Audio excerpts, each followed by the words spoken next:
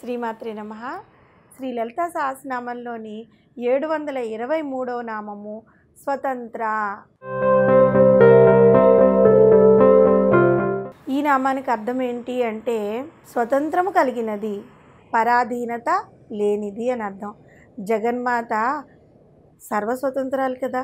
ఈ చరాచర జీవరాశులతో నిండిన ఈ సమస్త విశ్వమును, గ్రహాలను, నక్షత్రాలను, పాలపుంతలను, వీటన్నిటితో కూడిన ఖగోళ విశ్వమును, సమస్త దేవతాగణాలను సృష్టించిన జగన్మాతతో సమానులు ఎవరున్నారు?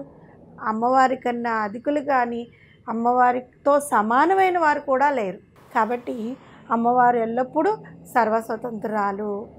జగన్మాత దేనికోసం కూడా ఎవరిపైన ఆధారపడలేదు.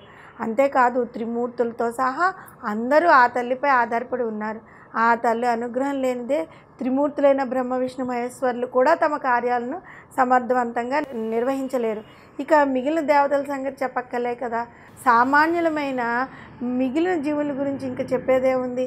ఈ విషయాన్నే జగద్గురువులైన ఆదిశంకరులు సౌందర్యలహరిలోని మొదటి శ్లోకంలోనే వివరించారు. అమ్మా జగదీశ్వరి, పరమేశ్వరుడు కూడా శక్తివైన నీతో కలిసి ఉన్నప్పుడే కదా సృష్టి స్థితి లయ కార్యాలను సమర్థవంతంగా నిర్వహించగలుగుతున్నాడు. శక్తి లేని శివుడు స్థాణురూపుడే, కదలడానికి కూడా అశక్తుడు కదా. నిన్ను ఆరాధించే హరిహర బ్రహ్మలు సృష్టి స్థితి లయలకు కారణభూతులయ్యారు. శక్తి తోడు లేనిదే శివుడే శక్తిహీనుడైతే ఇక సామాన్యుల మాట ఏం చెప్పాలి, ఇంకా మనం ఎంత అని శంకరాచార్యులు వారు సౌందర్యలహరిలో చెప్పారు. జగత్తులో జన్మించిన ప్రతి ప్రాణి కూడా ఏదో ఒక విషయంలో ఇంకొకళ్ళ మీద ఆధారపడి జీవిస్తూ ఉంటుంది. కానీ ఈ సమస్త జగత్తుకు ఆవిర్భవించడానికి కారణభూతురాలైన పరమేశ్వరి పరాధీనత లేనిది. జగన్మాత సర్వస్వతంత్రురాలు. ఆ స్వతంత్రమును నిత్యాతంత్ర గంధ్ర రూపిణి అన్నమాట. అన్ని తంత్రములు తనదిగా కలిగినది, తంత్రస్వరూపిణి అయింది. శైవ వైష్ణవ గణాపత్యాది తంత్రములు యందు ఆ తల్లి యొక్క విభూతియే ప్రతిపాదింపబడడం వల్ల సర్వతంత్రములు అమ్మవారి నుంచే ఆవిర్భవించాయి అని మనకు తెలుస్తుంది కదా. కాబట్టి ఈ తంత్రములు అన్నీ కూడా అమ్మవారి యొక్క ఆత్మీయులు అన్నమాట. కాబట్టి అమ్మవారి దగ్గర అవి ఉంటాయి. అమ్మవారు ఎప్పుడూ స్వతంత్రాలే. సృష్టి మొదలైన పంచకృత్యములు నిర్వహించుటయందు ఇతరుల యొక్క ఆజ్ఞ కానీ అధికారం కానీ లేకుండా స్వతంత్రంగా నిర్వహించుట చేత అమ్మవారు స్వతంత్ర అని పిలువబడుతున్నారు. ఈ సమస్త విశ్వంలో జీవులందరూ కూడా తల్లిదండ్రులపైనో, భార్యాభర్తలపైనో, సంతానం మీదనో ఆధారపడి బతుకుతున్న వారే కదా. ప్రపంచంలోని 84 లక్షల జీవరాశులు కాక అపోమయ జీవులు, తేజోమయ జీవులు, వాయుతత్వ జీవులు తక్కువగా ఆధారపడేవారైనా ఎంతో కొంత ఇతరులపైన ఆధారపడవలసిందే కదా. అటువంటి అవసరం లేని స్వతంత్రాలు అమ్మవారు. అమ్మవారిని అర్చించడానికి 64 తంత్రాలు ఉన్నాయి. పరమేశ్వరి ఈశ్వరునితో, స్వామి ఈ తంత్రముల యొక్క మాయలో పడి పండితులైన వారు కూడా అజ్ఞానంలో పడి కొట్టుకుంటున్నారు, వారిని ఆ అజ్ఞానం నుండి బయటపడేయడానికి మరొక తంత్రం చెప్పవలసిందిగా కోరిందన్నమాట. అప్పుడు పరమేశ్వరుడు శ్రీ విద్యాతంత్రము అనే స్వతంత్ర తంత్రమును ఉపదేశించారు.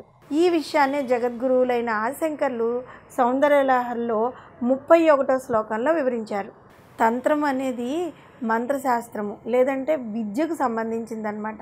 మంత్రము, యాగము మొదలైన వాటి యొక్క విధి విధానాల గురించి చెప్పేదే తంత్రశాస్త్రము. అందులో ఇవన్నీ తెలుస్తాయి అన్నమాట.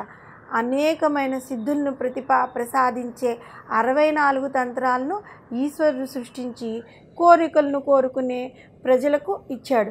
ప్రజలకు క్షణికానందం కలగజేసే ఈ తంత్రాలు కాకుండా శాశ్వతమైన మోక్షాన్ని ప్రసాదించగల దేవీ తంత్రాన్ని ప్రకటించమని చెప్పి అమ్మవారు కోరితే చతుర్విధ పురుషార్థములే కాకుండా శాశ్వత మోక్షాన్ని ప్రసాదించే సర్వస్వతంత్రమైన శ్రీ విద్యాతంత్రాన్ని ఈశ్వరుడు అమ్మవారికి వివరించారనమాట. ఇది పరమ పవిత్రమైన సర్వస్వతంత్రమైన శ్రీ విద్యా సాధన.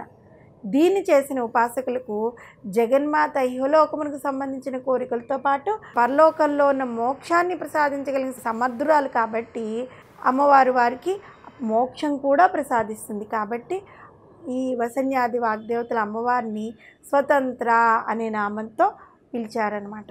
చరాచర జీవరాశులతో నిండిన ఈ సమస్త విశ్వమును, గ్రహములను, నక్షత్రాలను, పాలపుంతలు, వీటితో కూడిన ఖగోళ విశ్వాన్ని, సమస్త దేవగణాలను సృష్టించిన జగన్మాతను మనము స్వతంత్ర అనే నామంతో స్మరిస్తూ ఉంటే అమ్మవారి యొక్క అనేకమైన కరుణా కటాక్షాలు మనపై పడి శ్రీ విద్యా ఉపాసకం చేయాల్సిన అంత గొప్పవాళ్ళం మనం కాకపోవచ్చు, కానీ అమ్మవారి యొక్క కరుణా కటాక్షముల చేత మనకి మోక్ష సిద్ధి కలుగుతుంది. మోక్ష సిద్ధి కలగాలంటే ఇందులో నామంలో మనం చెప్పుకున్న విధంగా మనకి అన్ని సుఖ సంపదలు, ఈ భూమి మీద అనుభవించాల్సిన సుఖాలన్నీ అమ్మవారు ప్రసాదిస్తుంది. దానితో పాటు మోక్షాన్ని కూడా ప్రసాదిస్తుంది. శ్రీమాత్రే నమః.